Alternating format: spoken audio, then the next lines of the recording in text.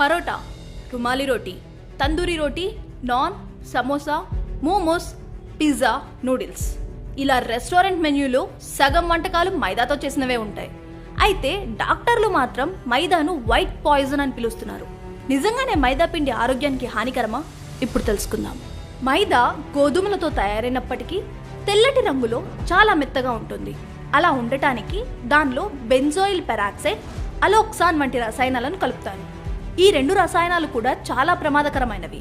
బెంజోయిల్ peroxide ని ఎక్కువగా hair డైలలో వాడుతూ ఉంటారు. దీంతో తయారు చేసిన పదార్థాలను తినడం వల్ల భవిష్యత్తులో అనేక సమస్యల బారిన పడే అవకాశం ఉంది. అందుకే మైదాను తెల్లటి విషమని పిలుస్తారు.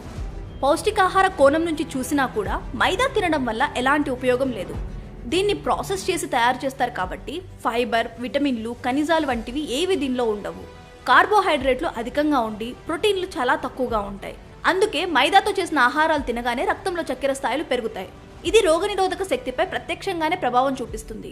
మైదాను ఎక్కువగా తినడం వల్ల మెదడు ప్రభావితం అయ్యి ఆలోచించే సామర్థ్యం, అర్థం చేసుకునే శక్తి, జ్ఞాపక శక్తి తగ్గిపోతాయి.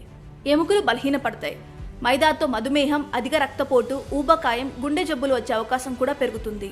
మనం తిన్న ఆహారం జీర్ణం కావాలంటే అందులో తప్పనిసరిగా ఎంతో కొంత పీచు పదార్థం ఉండాలి.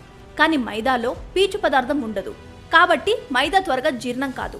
ఈ పిండిని గోడలకు పోస్టర్లను అంటించడానికి ఎక్కువగా ఉపయోగిస్తారు. ఎందుకంటే అందులోని జిగురు పోస్టర్లు గోడకు గట్టిగా అంటుకునేలా చేస్తుంది. మైదాతో చేసిన పదార్థాలను తిన్నప్పుడు కూడా అవి మన పేగులకు అలాగే అతుక్కపోతాయి.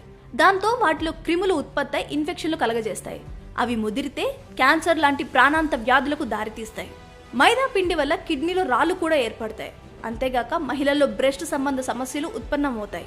అదేవిధంగా మైదాలో గ్లైకామిక్ ఇండెక్స్ చాలా ఎక్కువగా ఉంటుంది. కాబట్టి దానివల్ల ఒంట్లో షుగర్ లెవెల్స్ పెరిగే ప్రమాదం ఉంది. కాబట్టి మైదాను పూర్తిగా మానేయడమే మంచిది.